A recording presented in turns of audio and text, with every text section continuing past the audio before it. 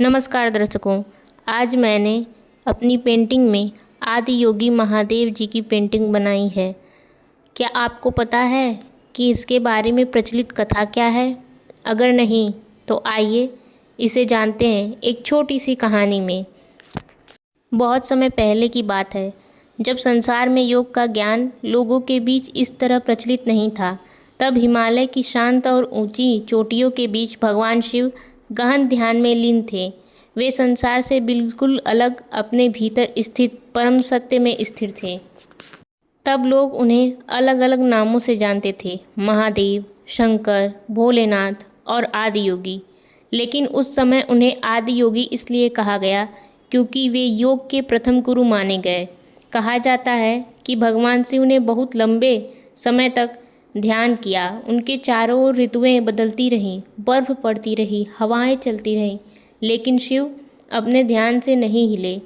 उनके भीतर ऐसी शांति थी जिसे शब्दों में समझना कठिन था।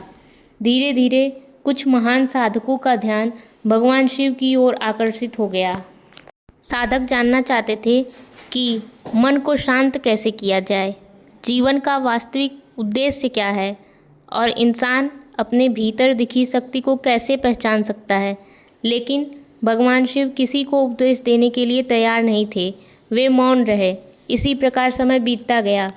फिर 7 महान साधक उनके पास पहुँचे, जिन्हें आज हम सप्तऋषि के रूप में जानते हैं। उन्होंने भगवान शिव से योग का ज्ञान प्राप्त करने की इच्छा व्यक्त की, लेकिन शिव ने तुरंत शिक्षा नहीं दी।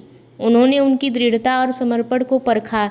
सप्तऋषि लंबे समय तक साधना करते रहे। आगे की कहानी में क्या हुआ? क्या भगवान शिव ने सप्तऋषियों को ज्ञान दिया या उन्हें बिना ज्ञान के ही वापस लौटना पड़ा? आइए आगे की कहानी में जानते हैं। सप्तऋषियों ने कठिन परिस्थितियों में भी अपना ध्यान नहीं छोड़ा। उनकी लगन को देखकर भगवान शिव प्रसन्न हुए। तब आदि योगी ने उन्हें योग का ज्ञान देना शुरू किया। कहा जाता है, शिव ने उन्हें जीवन के अनेक पहलुओं से जुड़ा ज्ञान दिया। शरीर, मन, श्वास, ध्यान और चेतना के बारे में। यह ज्ञान केवल शरीर को स्वस्थ रखने के लिए नहीं था। इसका उद्देश्य मनुष्य को अपने भीतर झांकने और स्वयं को समझने की दिशा दिखाना था। यही कारण है कि भगवान शिव को आदि गुरु भी कहा गया। सप्तऋषियों ने इस ज्ञान को आगे फैलाया। समय के साथ योग की अनेक परंपराएं विकसित हुईं और यह अलग अलग लोगों तक पहुंचा। यही कारण है कि भगवान शिव को देवता ही नहीं बल्कि आदि योगी और योग के प्रथम गुरु के रूप में भी स्मरण किया जाता है। शिव की साधना हमें यह याद दिलाती है कि मनुष्य के भीतर भी एक ऐसी शक्ति है जिसे शांति, अनुशासन और आत्मचिंतन के माध्यम से जाना जा सकता है। महादेव का यह स्वरूप एक और बात सिखाता है, जब मन बाहर की दुनिया के शोर से परेशान हो जाए तो कुछ समय अपने भीतर देखना चाहिए। शायद इसी कारण भगवान शिव को अक्सर ध्यान में बैठे दिखाया जाता है। उनकी बंद आँखें मानो कहती हैं, सच्ची शांति बाहर की चीज़ों में नहीं, अपने भीतर की स्थिरता में खोजो। आज दुनिया के अलग अलग हिस्सों में लोग योग और ध्यान का अभ्यास करते हैं। आदि योगी की कथा हमें संदेश देती है कि ज्ञान सुनने की चीज़ नहीं, अपने जीवन में उतारना भी पड़ता है। सप्तऋषियों ने केवल शिव की बातें सुनी ही नहीं बल्कि लंबे समय तक साधना की, ज्ञान को अच्छी प्रकार से समझा और तब जाकर उसे आगे पहुंचाया।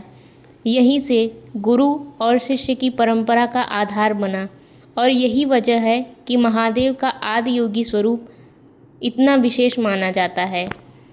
वे केवल भोलेनाथ नहीं हैं, वे आदि योगी भी हैं। वे केवल महादेव नहीं हैं, वे आदि गुरु भी हैं। महादेव की ध्यानमग्न दृष्टि हमें याद दिलाती है कि जीवन में चाहे कितनी भी हलचल हो, अपने भीतर शांति का एक स्थान हमेशा बनाया जा सकता है।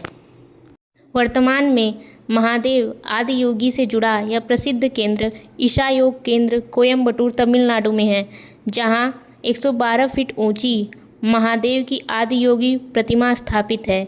लेकिन आदि योगी अवधारणा किसी एक जगह तक सीमित नहीं है। यह भगवान शिव के उस स्वरूप को दर्शाती है जिसमें वे योग का ज्ञान देने वाले प्रथम योगी माने जाते हैं। तो दोस्तों, ये थी आदि योगी महादेव की अद्भुत कथा। अगर आपको मेरी बनाई हुई महादेव के इस स्वरूप की पेंटिंग और ये सच्ची कहानी पसंद आई हो तो वीडियो को लाइक करें, अपने दोस्तों को शेयर करें और ऐसी ही और कथाओं और पेंटिंग्स के लिए हमारे चैनल विनायक क्रिएशन को सब्सक्राइब कर लें। मिलते हैं आपसे अगले वीडियो में नई पेंटिंग और नई कहानी के साथ। आदि योगी महादेव को प्रणाम और कमेंट में हर हर महादेव अवश्य लिखें।